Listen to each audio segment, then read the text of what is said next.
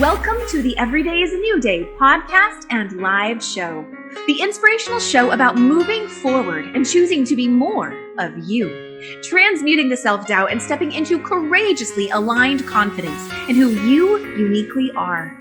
My name is Kim O'Neill. I'm a twice certified transformational confidence coach, Reiki master, best-selling author, and former crime analyst who now helps empathic, heart-centered individuals shatter the noise of self-doubt, find clarity on what self-love really looks like, and the courage to be peacefully grounded in who you've always known you are, from the inside out.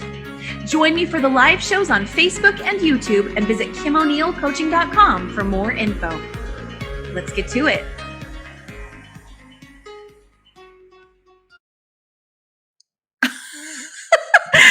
Hello, everyone. Welcome to the Everyday is a New Day show. I have another fantastic guest here today with us. Her name is Christine Clifton. Welcome, Christine. Thank you for having me. So awesome to have you here today. I know I was just telling you, but I want to let everyone else know, with all these transitions and things going on in the world these days, I actually was planning on taking a little bit of a show break after last week's show. And then I met Christine and I was like, okay, not yet. Can't take a break just yet. So I'm really excited to share with you Christine and what she's here to talk about today. We're going to be talking about how to stand out without needing to shout and how to be in balance and not burn out and things of that sort. So I'm really excited about that. Christine, the way I like to do this is I'm going to share everyone, a little bit more about you by reading some of your bio, and then we'll get into our conversation. Awesome. Okay, cool. So for everybody here today, Christine Clifton is bringing up her bio here. Christine Clifton is a repositioning partner for soul-powered entrepreneurs and professionals. She teaches them to keep your inner fire burning so you don't burn out. A 20-year veteran of chronic illness with a genetic connective tissue disorder, Christine had to learn practical coping skills as well as spiritual expansion practices in order to surThrive. I love that word, Christine. She became an expert at maximizing her work activities because the traditional career and business models she had been taught simply exhausted her. In addition to 20 years in the corporate world and 14 years of entrepreneurship, Christine is a Coach U graduate and certified in 2 energy work practices. And she has this unique blend of how-to and woo-woo that enables her to integrate law of attraction principles with practical approaches to work, life, and business. And she helps people reclaim their energy, motivation, enthusiasm, all of that. She's the #1 Amazon new release author of Get Ready, Get Set, Flow, Work-Life Integration for Soul-Powered People. And I'm going to leave it there, Christine, because we could just go on and on talking about all the things you've done. Yeah, it's been a wild ride. I bet. Christine, I first just want to be present in this moment and ask you what comes up most for you to be discussed. I mean, I already gave a preview of some of the things we're going to touch on, which is, speaks to your background, but just really what pops up for you in this moment of just so many things happening in the world. What comes up for you? Yeah. The first thing that came to me when you said that was grounding and being grounded. And then the second thing is the word that's in the subtitle of my newest book, which is work-life integration. So we're faced that. I happen not to be a parent. God bless parents right now. I just have to say that. And talk about work-life integration. So many of us are being forced into it if we weren't already working from home.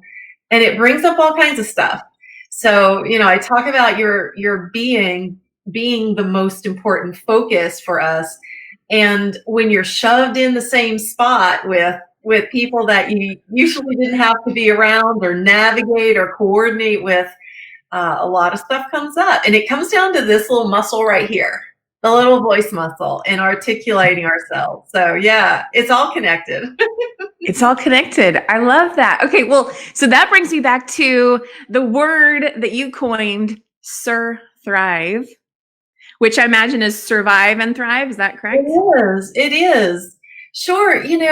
having had chronic illness for so long in my life, and I actually just got diagnosed with a second genetic disorder Oh, just wow. like 2 or 3 weeks ago. So it's just been this whirlwind. And I didn't like the term survivor. Like, Okay. nothing against people who identify as, cancer survivors or whatever. I wanted more than just survival. And I loved the word thrive. And so I said, well, what if I kind of blended that word to surthrive? Because it shows that there's some hardship or adversity, but it also shows a more, I don't know if it's positive or optimistic, but I think expansive is really the word that I prefer to use. It's a more expansive outlook about what I face as opposed to it being a constrictive one or a restricted one. I think it's fantastic because what it's doing is it's acknowledging, what happened. It's there's no denial about whatever that surviving aspect of an experience was, right? There's no denying of it, and it's showing the choice to move beyond it, the choice to choose to thrive, and I like it. I think it's great. Excellent. Well, the picture that often comes to mind is, or there's a saying that nature finds a way. And then sometimes we'll see memes on Facebook where a tree has its roots balancing on two rocks and there's like no soil underneath, or a tree that fell down and 3 trees grew up out of it. That to me is a demonstration of we are wired to evolve. We can't help it. We have no control over it. It is part of our genetic kind of DNA. And I think that really honoring that whatever any of us are facing in our work, in our life, in our relationships, that the more we can be present and really honor whatever it is happening, the good, the bad, the ugly, or the great, and knowing that it is part of our evolution, whether we know why or not, is a big piece. And there are times when I am shaking my fist at the sky with my health challenges. I'm human. It's part of my evolution as well. But I also know beyond a shadow of a doubt that it is employing me to be prepared for something that I don't even know what's coming yet. Yes. Yes. And being able to I feel like there's so much that could bubble up and be said here. Being able to find a sense of peace or balance in that space of going, okay, I'm not, this may not have been something that I intentionally chose to experience, but it's here to serve me for a reason, knowing that I'm moving forward. And so I'm choosing to be open to the lesson, to what's to come through this. That's what I'm hearing you say. Yeah, that's a great recap because I really love the spiritual and personal growth industries because I happen to be a part of it. But there's some real shade and shadow, I think, that shows up in it as well. And a big part of that for me is a lot of what I call spiritual bypass or bypassing. And so, someone who's like, gotta be positive, and you just skip over what's happening because you're going to be positive. I believe, this is my belief system, is that when I do that, I am leapfrogging the opportunity to evolve in this moment with the thing that I happen to be facing. And so again, like integration is my jam. Like they both can coexist at the same time. Like hardship and glory can both coexist. And you get to cry, you get to shake your fist, you get to curse, you get to be angry, and you get to evolve because it's all integrated. It's all the same thing. I love that. And I appreciate you also bringing the word positivity into it because I think positivity itself has many times gotten a bad rap when there's nothing wrong with positivity. I really think it's about reframing how people perceive positivity because positivity isn't implying you've never had any hardships or challenges and that everything was all hunky-dory your whole life. It's saying I've chosen to move towards this. And yeah, that happened too.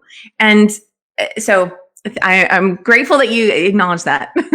And I happen to be a word nerd, so and I like roots of words or origin of words rather than definition. So when you think of the root for positivity is the same root as position. It's posit. to posit or to position. So positivity is to position something as positive, and position is the process of, positioning yourself. Or so anyway, they're both rooted in the same thing. That's pretty cool. I hadn't looked at positivity in that way. That's awesome. Yeah. Okay, well, so I want to get into asking you, more about standing out without needing to shout. And before I do that, I just want to say hello to our live viewers and any replay viewers. Please let us know in the comments as we're talking. What questions do you have about how to stand out without needing to shout? How do you stand out without burning out? All of that. How do you find balance? How do you combine the practical with the metaphysical? Any questions along those lines? We're absolutely here and open to answering them today. And Christine's a fantastic guest to be able to really guide us in this. So Christine, first question I want to ask you is, how do you stand out without shouting?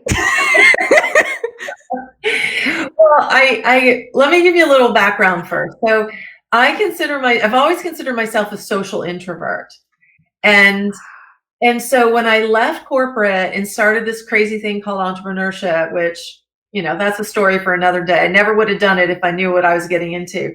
Wait, Christine, I want to pause for a second because I'm thinking there could be different definitions of social introvert. How do you define social introvert? Yeah, so I'm not shy. Okay. And people, I believe, get introversion and shyness confused. And there tends to be a judgment about introversion or shyness. I think shyness is a social adaptation. It's a behavioral adaptation, whereas introversion is is an innate wiring of our DNA and how we are made. And so for me, social introvert is that and like on the scale, I'm ambivert, which is right in the middle of, extrovert and introvert. So I love people in certain doses. And it took me, I remember going to see a therapist years ago back in the day when I was married. And I remember sharing how I would get almost claustrophobic, but in a gigantic room full of people. And like, I was telling her, I have to get out of here immediately. And she basically kind of insinuated that I must have social anxiety disorder, like in this therapy. And I knew that, like, my soul just knew that wasn't the label. Like, it just didn't feel right. So when I just started exploring a little bit more about what might be at play and why I was feeling this way, I got introduced to this idea of like introversion or extroversion. And I didn't fully identify with being an introvert. And I began to realize that it is a spectrum. And that's when I found out the term for ambivert. So I call myself social introvert because I love people. I love interacting. And I know that I need to drip it, into my life. And I know that I shine in certain size groups versus others that drain me. And so the more, and your show is all about really owning your authenticity and who you are. And it was such a huge self-awareness to be able to love on my social introversion and be able to harness it now as an awareness tool, as opposed to in the past when I would just have to get the heck out of a networking room, Right. And now I know how to protect my energy, clear my energy, manage myself a little bit better when I'm in a room of networking. And so yeah, I love people. Gosh, they are what I live for. And I can only take so much of them. Thank you for expanding on that. I got to be honest, I think I might be an ambivert. I'll have to look that up myself because that does resonate for me. I tend to see myself as like 50-50. Some people think I'm extrovert and I'm like, not as much as you might think. I tell them that I'm an introvert, but I think in our society, there is a trend toward embracing spectrum, whether it's autism spectrum, gender identification, sexual orientation. So I think people are beginning to understand that. I mean, why wouldn't that be true for introversion and extroversion as well? I completely agree. Let us know, for those of you that are with us, let us know, what are you? Extrovert, introvert, ambivert? Yeah, what do you identify as? So, and then I'll toss in really quickly too, because I know that the people we serve are somewhat similar. We also can toss in empath. Yes. Or someone who's empathic into that mix. I call it the trifecta. introversion, empath, and highly sensitive person. I'm not sure if you've heard that term, HSP. I have, yes. So there's a lot of research on HSP, which I love. So if anyone listening kind of resonates with that trifecta. And so empaths, we tend to allow energy hitchhikers because we feel other people's feelings. And HSPs tend to be easily overstimulated. Sound, smell, light, touch. And so they're similar but different. And so if you identify with all three, that's why I call it the trifecta. Like if they're all at play, God love us. Like we have to know this about us. Whew, that was really good. That right there could be a whole extra topic to dive into for Yeah, sure. for sure. I think so. Okay, well, thank you for elaborating on social introversion. And I want to get back to what you started to answer about how do you stand out without needing to shout? You started talking about being in corporate and things like that. Sure. And that background was important because when I stepped into entrepreneurship from my corporate world, I didn't know how to network. I didn't know what it was. And so I would go and I would see how I was kind of being networked at, for lack of a better phrase. And, I would talk about people who would like deal their business cards like a poker hand and leave, and I'm like, is this networking? And so I found that my voice was shutting down because I didn't want to do that. That's icky. I didn't want to be like that. And I learned over time that I could claim my voice in a way that was very grounded, very centered, very clear, and very positional. You might see a theme here. And I believe in creating sound bites instead of elevator pitches or long messaging, because if you're in conversation, you need to be able to grab something quickly to involve in the conversation. And so when you find something that you can say that you can stand strongly in, and I call them position statements, when you can create position statements that express what you believe, who you are, what's important to you, your values. I kind of call myself a contrarian because there's a lot of things I see that we're told to do in entrepreneurship. And I'm like, been there, done that, tried that, didn't work. Here's what, and so those are some of the sayings that I end up with when I have a conversation with people and I say, well, I know people might subscribe to that, and this is what I feel, or this is what I believe. And so when we can stand in that truth, and truth, here's more word nerdness. Truth is rooted in a carpentry term, meaning to true up. So like to true up a corner or to true up edges. Okay. And so it means to align. And so when we can stand in the truth, they're rooted in the same word of what we're all about and what we stand for. The resonance of that, the vibration of it is what shouts, not your voice. It's your strength of conviction. There's a saying that people are more swayed by your strength of conviction than they are by logic or reason. And I believe that to be true. So that's how you can stand out without shouting, is to really dig in and kind of say, look, what do I believe? What do I stand for? What's important to me? What might I feel a little differently about than most people? Because what happens in conversation is people's heads snap around when you say something that like isn't the norm.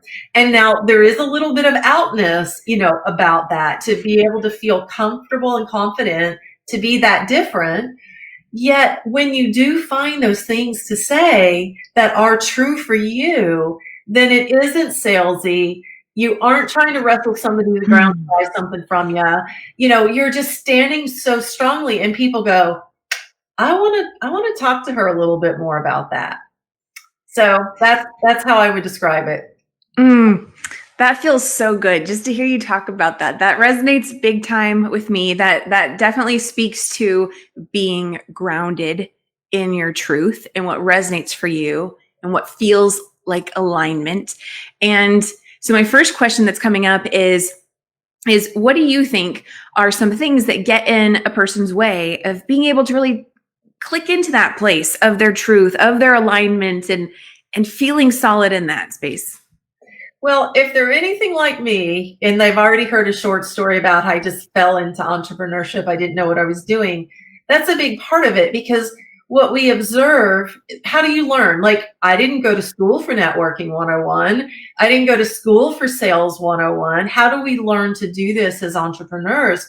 Usually by modeling, or usually by seeing someone do something. We might take a class or a course, and I did that myself as well.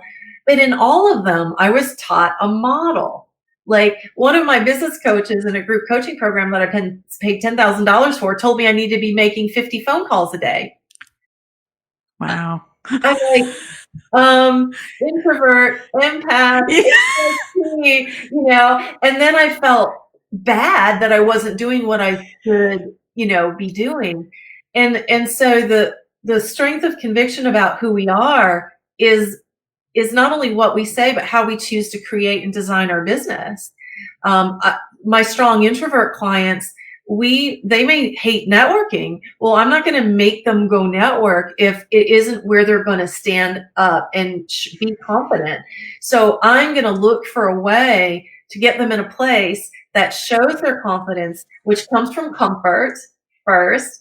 And because that's where they're going to convert more with that strength of conviction, or that centeredness and that groundedness. And I think I got off track from your question, so I apologize. No, that was good though, because you're talking about what feels natural to a person, and starting from that place. I think we all know that things evolve and grow, but it's okay to start from that place. I would say with an intention, with a purpose, not just sitting there and doing nothing, but starting there and being mindful about what you're doing in that place of comfort. Yeah. And I know for me, like, I just wanted to help people when I started my business, and it's like, and it's comical now. And I just love on people when I hear that they want to start a business or they want to do something. And I know their path won't be exactly like mine. But what happens is, when you hear the marketing experts start telling you what you need to say, what mediums you need to use. And if you read and followed all the blogs on what they say we should do, it would be like trying to figure out Oprah's, 100 things and doing them all. Like, it's just impossible. So what I did wrong, which I don't love that term, but I started running around because I said, I don't know, they must know better than me. So I'm running around kind of like children on a soccer field chasing after a soccer ball, and I just did all of the things, and I was exhausted, just totally wiped out. And so what I know, again, it is integration. It is not only about how I want to help and who I want to help, but without really understanding them, our audience, our client, customer, and what is really important to them, or what they're really looking for, we're missing half of the equation. So I do look at it as a Venn diagram. Who am I, and what do I want to do, and who wants that? And that's the piece, who wants that. I didn't even think about that in the first 3 years of my business. I just wanted to be that good doobie, helping out. And so it is about integration. It's about both and it's about having that awareness that if I can stand on my truth and know who I serve, and it's redheaded mothers of triplets, then I don't have to worry about excluding anybody from my client base, because I know about gingers and I know about multiple, or whatever, that might be. And we can stand really true, and you get so focused that's so well what they need and want, that you begin to become known for those, groups or populations.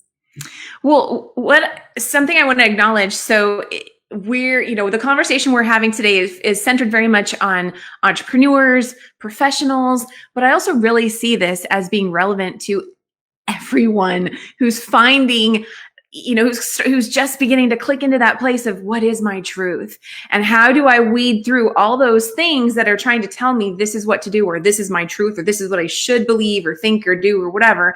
And how do you go, oh, wait, that doesn't really feel good, and get to that space of what does truly feel good? So I just want to acknowledge that, for those who are with us today, if you're going, wait, this doesn't totally relate to me, this relates to everybody, because we all have a truth, and we all benefit from learning who we are, knowing who we are, and how to be present and confident in that energy, in our energy. So I just want to really highlight that. Accessing the voice, Yeah. that for me to learn how to access my voice in the moment, I'm an armchair scientist as well. So, neuroscience shows us that when we're afraid, we are literally blocked from accessing our language library in our neocortex brain. Literally, that's what happens. And so how many of us have left an argument, left a networking event, and judged ourselves for not finding our voice in the moment? And so I love bringing that element of, can we just understand how the body works and that there's nothing wrong with you? And to do what we do, we literally have to circumvent the natural way our brain works. Well, and this brings up the I love armchair scientists. I'm an armchair scientist too. So I've done some research and study on positive psychology, which is all about understanding how choosing to step into a positive mindset, just like you were saying, the fear blocks things. The positivity starts to open up space. It's not saying you have all the answers and everything looks pretty and gorgeous at that moment. It's saying you're choosing to go, okay, I see what is, and there must be something else. And I choose to be open to that something else. And gosh, what would it be like to, step into a space that feels a little better? And I don't know what that looks like, but I choose to be open to it. It's like starting with each little bit that allows you to open into that space of more light and positivity. Absolutely. And so the fact that this does apply to everybody, because who hasn't been at we're in a pandemic now. I was going to say, who hasn't been at a family cookout and had a family member say something that might have been offensive or whatever. And what happens? Like the first thing I feel is my throat constricting because of the emotion that rises. So there's so many circumstances. If your parents, how you deal with your kids. Right now, the Black Lives Matter movement is very strong. We're learning a lot in our country that I'll own myself that I didn't know about, the differences in how we treat people. And so finding my voice in all of that is the way I've chosen to do it is being very vulnerable, because I will post something on Facebook and I just learned what this meant. Here's the link. I didn't realize that this phrase that I say is based in racism. I'm going to make it, and for me, that is the truest place to stand. And I just so love that I've gotten to a place in my life where I don't have to worry about offending people, and to be able to be a way shower, lots of air quotes tonight, a way shower to be vulnerable and say what I don't know or what I'm learning. And that affects all of us. I think that's ultimately the answer to we've given lots of things that are the answers, but to me, it boils down to that is if you're in this space of feeling like it's challenging to know what your truth is, or maybe you know what your truth is, but you're finding it challenging to own that and to speak your truth, to stand in that, is allowing yourself to say, you know what? I'm safe, even though I choose to allow myself to, push away all those things that tell me I have to be this, I have to do this, I have to say this, think this, whatever. And I'm going to allow myself to be vulnerable and say what feels truest in this moment, even though it might feel a little scary. I feel like that's really maybe the start of the clicking into what feels like alignment for an individual. Yeah, I agree. And it's to know how the body works is so empowering. One of the biggest things I learned a few years ago was belly breathing. Oh, yeah. And I'm like, how did I not know this? And how calming it is, and how it literally calms the sympathetic nervous system so I can access my language library. I mean, and it was just like epiphany. And then I run and I go teach my clients how to do it. And so something that simple that we could all access in order to be able to get our voice heard in the moment, to just simply learn how to belly breathe. And I love accessibility. It's one of the values that I cherish. So I love learning that kind of stuff, but everybody can do. So Christine, this is totally impromptu, but would you be open to just walking everyone through a little belly breathing? exercise? Absolutely. Okay. So anyone watching the replay or here live, the first thing I always say is just take a deep breath.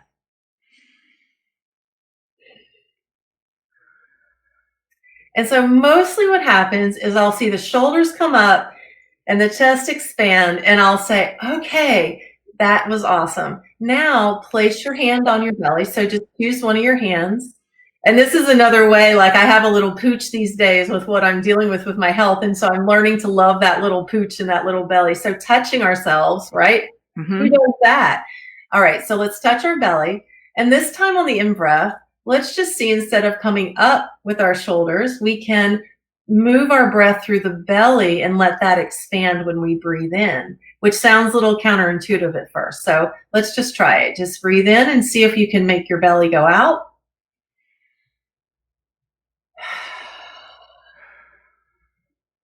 Oh my gosh, it feels so good right in this moment too. And then what I like to say, and then you can actually go to retreats and learn 10 different breathing methods, right? So the one that I prefer to start with is that to understand that a longer out breath than in breath is what stimulates our vagus nerve, which is the calming nerve that runs from our brain all the way down to our ENT, our enteric nervous system, or ENS. So if we can breathe in then on 4 counts, but allow the out breath to take 8 counts. And it can be imperfect, but that's just our goal. So if we breathe in on 4, 3, 2, 1, and then out breath, 2, 3, 4, 5, 6, and you might be out of breath already, but that's okay, and 8. And so it's, everything's a practice. It's another one of my favorite words. So to really begin to access that small ability, nobody knows you're doing it because you're just breathing. And you can do it anywhere at any time. Thank you. That was wonderful. I think there's always time for a little breathing exercise to remember the importance and value of breathing. And so anybody who is with us, I hope that you took the time to just join us in that and take that slow, deep breath. That was beautiful. It feels so good. And I totally resonate with you. There was a time when I didn't really understand that I wasn't quite breathing. But so with that said, so we answered how to stand out without needing to shout, which was really all about, being present and grounded in who you are in your alignment. That's what I heard you say. And the next thing I want to ask is, how do people, I think the breath has something to do with it here, but how do people stay balanced in that practical and woo-woo sides of them without burning out? Yeah. Well, it comes back to that same word, which is integration. And it's funny that I had both a corporate life and an entrepreneur life. And I spent 11 years in human resources. So I heard the term work-life balance like all the time. And as I started my practice, my first practice was coaching women with chronic illness because I was facing that at the time. And balance for us was a little different than balance for others because many of us tended to have some limited stamina. And so as I started really leaning into the concept of balance, for me, that felt really off because I'm like, who decided that it's a balance between work and life? Or who decided that it's a balance between how-to and woo-woo or practical and spiritual? Because always it's going to be competing energies. And if we see like the scale that I'm doing here with my hands, what if we could find a way to look at it as an integration? And I went from saying work-life balance to work-life harmony to work-life integration. So I even kind of evolved the words that I used. And so when we look at practical and spiritual, it's all the same. If we're moving our being through the world, then our doing is going to be aligned with what we true up in our being. And the more that I began to embrace the fact that how I treated the barista at Starbucks was my work, and how I treat my family is my work, and how I work with my clients is my work. Just one example. As a spiritual being, that is the integration, is knowing that none of it is any different. I am compensated for all of it, which is another topic of money and the spirit of money and how that works. But to look at and own the integration that I am both. I am a physical being as well as that spiritual being. And so when I can integrate it, it doesn't become as much of a competition of energies as it is an honoring that talking with you today is my work, and laying down for a nap in the afternoon when I need it is my work. That the more I can honor my being, then the less competition there is with these labels of these different things that we put into play. I love it. So I hear you saying that rather than separate, well, this is work time and this is family time, and well, this is, I'm going to go get a coffee. It's all part of the same. It is all part of the same. And it is also integrated too with these other concepts, because if as an entrepreneur, I look beyond my networking time as networking or working time and open up that expansiveness that you referenced earlier, like the possibility, the positivity is an expansive energy. One of my clients went to a cocktail hour with his husband and got gravitated towards this one table, sat down with this lady, and in the end, this lady was able to connect him with a potential client. And he just followed the energy. So that can happen in your personal life, and personal stuff can happen in your work life. And when we can allow that, knowing that it's all the same, it takes the burden, entrepreneurs, it takes the burden off our business to earn money for us. As professionals, it allows us to honor that, you don't always have to work your passion. If you're not an entrepreneur and you want to work your passion, it doesn't have to be your job. Right. You can have a regular job. Your passion is going to happen wherever you go, because your passion, it's in you. It isn't something you leave at work or leave at home when you go to work. It's with you. And so it's that expression of yourself that many of us don't learn to do, or learn to do in a way that we are comfortable with, or that might feel in integrity for us, which is different for every person.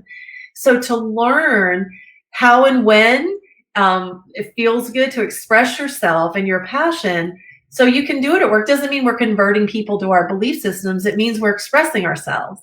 And that is the way that we can carry it through an integrated approach. I see in that, I love that you said that. So okay, forget the first part of what you just said, but you talked about you are expressing yourself into the space. And what I hear is there also, what does that require? That requires a belief that there is space for every voice. Yes. So Christine, as someone who, I know you talk about chronic illness, you have experience with that. Will you just kind of incorporate some of that into this?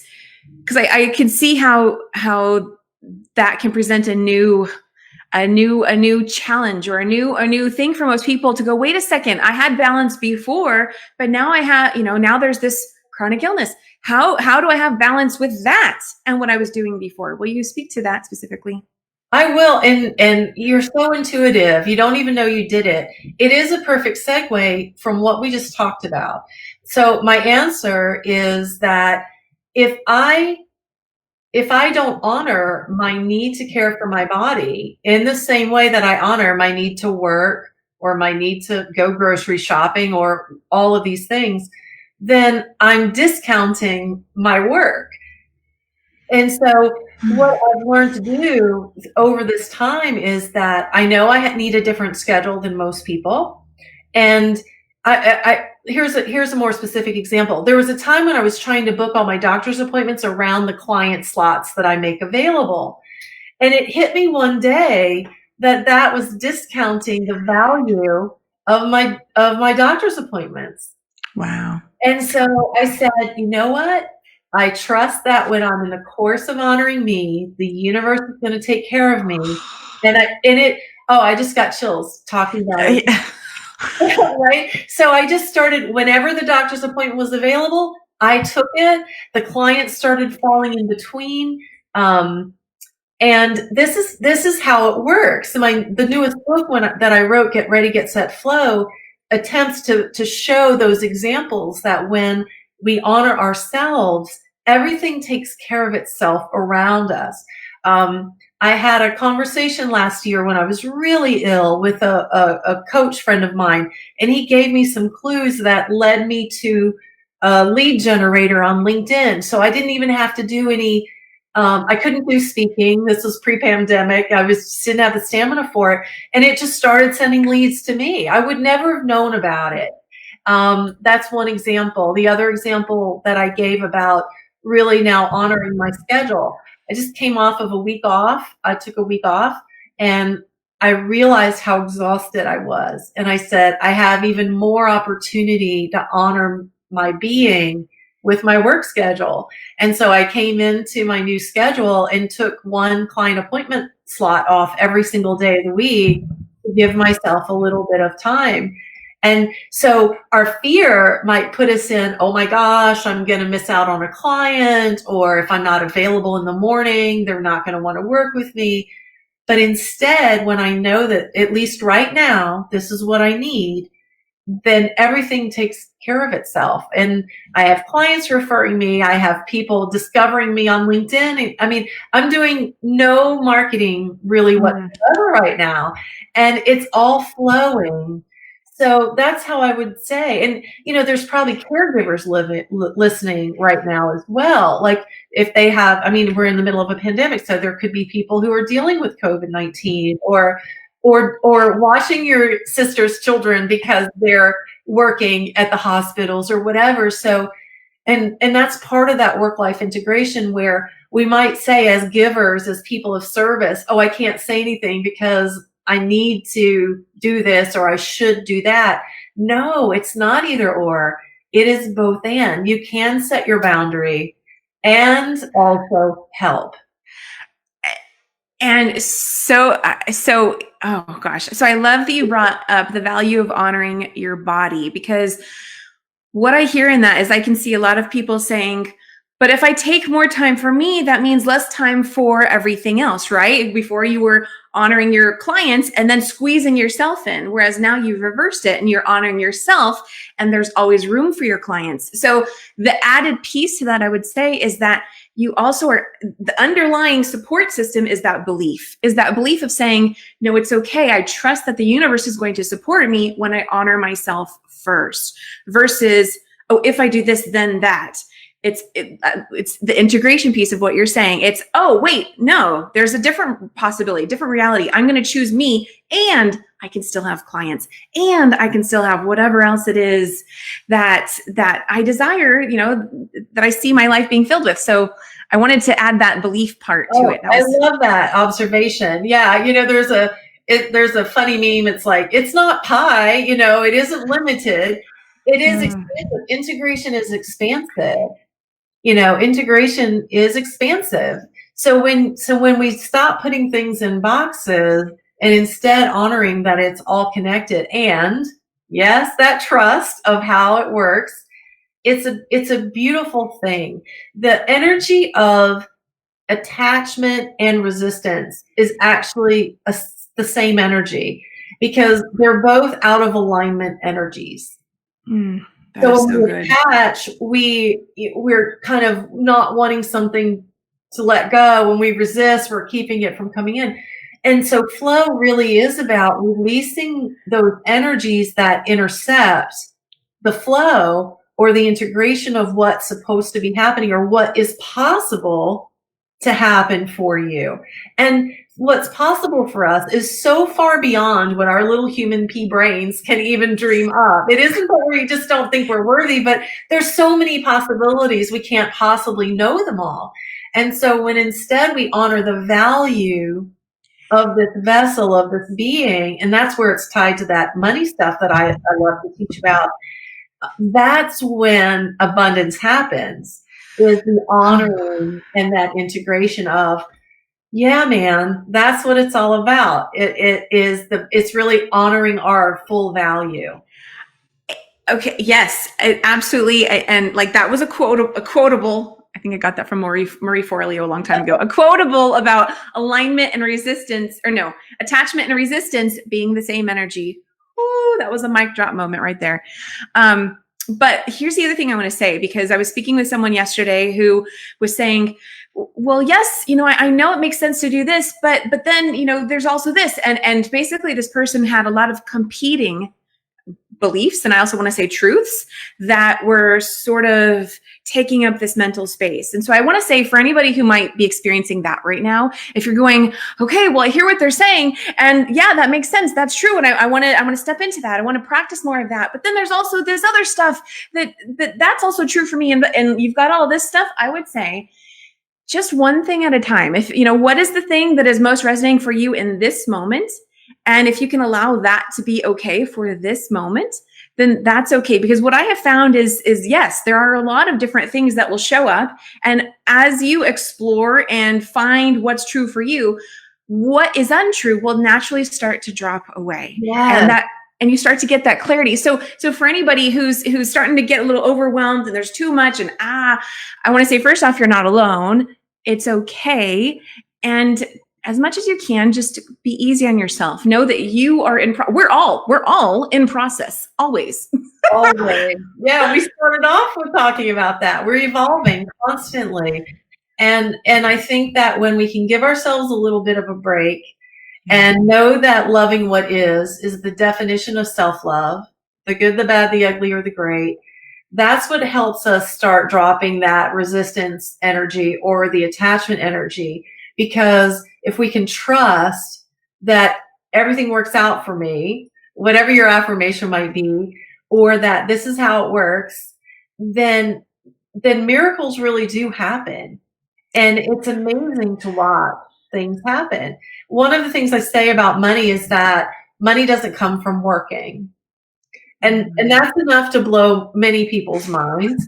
And so the reason I mentioned that, I don't know why, just intuitively, but as in entrepreneurs, if we look at, say, the PPP funds that came available, if we look at the EIDL loans that all of a sudden came available, we didn't work for that money. Yet we're receiving abundance because we've chosen the space we're in, or, whatever the case might be. So it's a real social proof that this is how it works. And so that when we stay true, we're provided for. And it's just one small example, but it's a poignant one, I think, that when we can really own the fact that money doesn't come from working, money comes from being. And the more that I can take these baby steps, like you just described, like just one step at a time towards a little closer to integration. With my clients, I say, can you just turn the dial just one little notch, just one click. And then before you know it, you're getting closer and closer to a fuller integration. And it takes time, because guess what? When you start making changes, people around you don't know what the heck's going on. You might trigger them. They go into fear and lack. And now you're feeling like you have to deal with the people's reactions to you making a change. So, I'm never going to say it's easy. It might be simple. And so we just have to honor that it's just one alignment notch at a time to come closer back to that truth, whatever is true for us. I want to go back to what you were talking about with how the funds for PPE and all these other things started showing up. Because I know for some people, they're like, what? I don't understand that part. And I get that. So I just want to add that we had this greater collective calling and desire for something more. And that's what connected with that. And that was that alignment piece with, okay, right?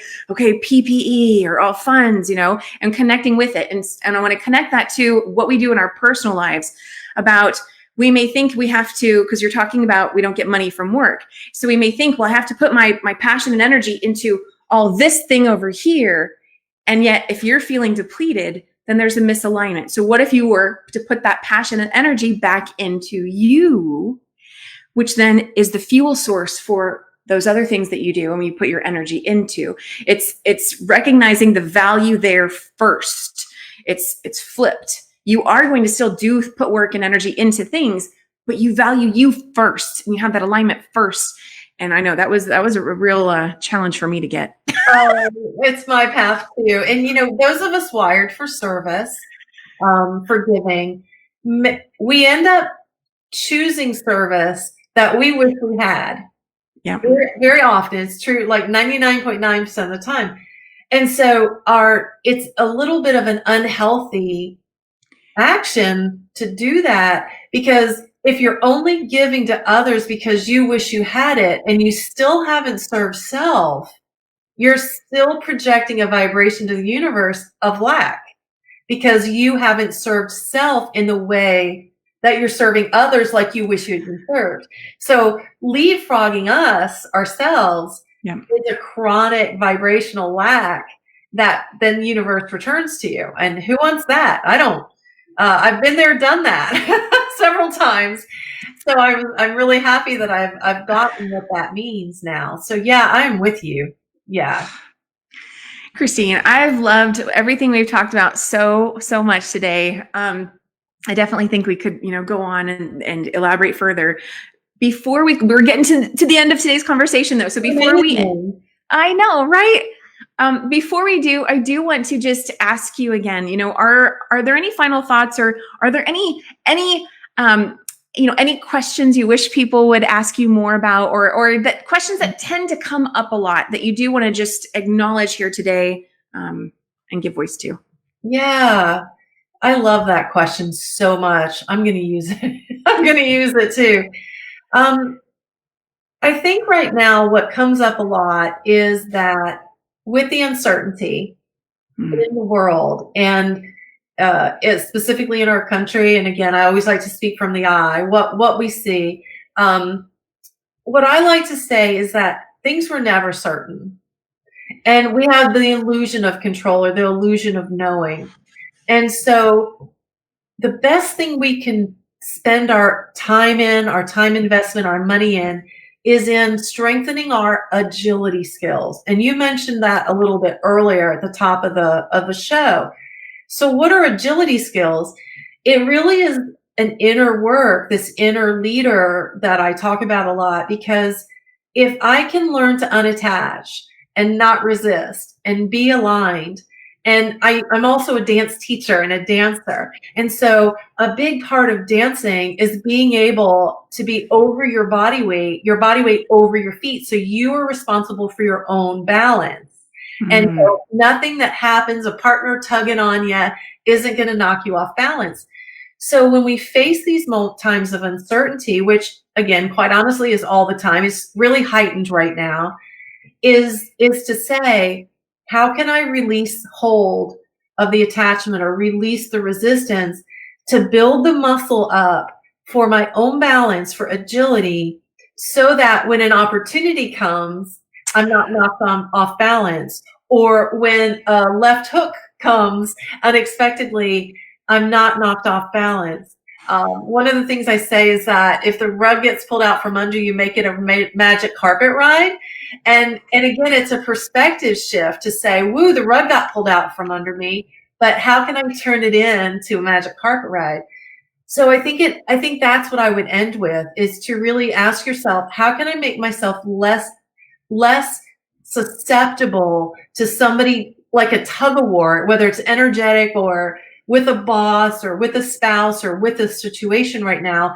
And what can I do to strengthen my ability to say, all right, I'm agile. Like, no matter what comes at me, and I kind of see it as Neo in the Matrix, right? Where he's like dodging the bullets, where it just doesn't faze us. Yeah. And it doesn't discount what's happening, but what it does is employ us to not get knocked off balance. And that helps, I think, especially, I'll again speak from the eye, it drops the fear 1,000 points.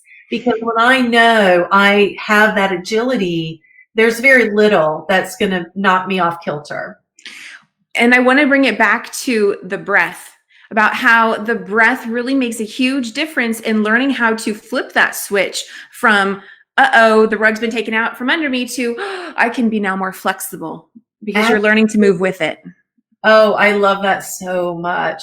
I know at some point I'm going to be bringing movement workshops into a communication kind of, flow theme, because just like you said, it is so connected that if we're fearful and tight, we're off balance because our muscles can't compensate and move intuitively. So, oh gosh, thanks for saying that. I love that so much. You're welcome. Thank you for everything you said. That was beautiful. Okay, so Christine, where can people connect with you if they'd like to connect with you after today's show? Oh, the best way is just to go to my website, ChristineClifton.com. It's kind of the portal for everything, all my books, and getting a discovery call with me, seeing what I'm all about. There's a ton of videos there that you can watch, and that's the place, ChristineClifton.com. Awesome. And I just want to spell that for any of our audio only viewers. It's ChristineClif, as in Frank, TON, ChristineClifton.com. Thank you. You're welcome. Christine, thank you so much for being here today. I absolutely loved our conversation. It was confirmation that yes, it was excellent to go ahead and add you to the Every Day is a New Day show schedule for this week. I'm really grateful that you were here today. Oh, you're welcome. It was such a pleasure. I loved every minute of it. I did too. And thank you to everyone who was with us, whether you were live or on the replay. We want to know what you're taking away. So let us know in the comments, wherever you listened or viewed today's episode. What are you taking away from this conversation? What aha came through? Was there something that Christine said that really helped you to maybe connect the two dots between something you experienced and a thought you had, and maybe you were in a space of questioning? I get that a lot. And I totally understand that. That happens for all of us. And those are such fun moments, aren't they? Yes. Yes. And Darcy is with us saying, great talk. Love her energy. Oh, so thank you, Darcy. That's so sweet. Thank you, Darcy. Appreciate that. With that is our episode for today. I am in a space of being a little Neo like myself. And so at the time of today's episode, looks like our next live episode is going to be in August, but I'm allowing myself to be in the flow as I take a little break-ish and switch things up. So with that said, I hope you have an amazing next few weeks, whatever you do. I will still be popping on and doing a few things here and there, but it might just be a little different without a show on a Wednesday for a few weeks. So that's that. And I'm so happy to have you here. Have an amazing day, everybody. Remember that every day is always a new day. Wherever you are today does not have to be where you are tomorrow. And it all comes down to that choice. What choice do you want to make today to switch things up, to step into a space of healthy positivity and surThrive? Yes. I want to bring that word back. Woo! So, surThrive. We all surThriving. So, okay. With that said, that is today's show. Have an amazing day, everybody. I'll see you again soonish. Bye. And that's today's show. So, what are you taking away?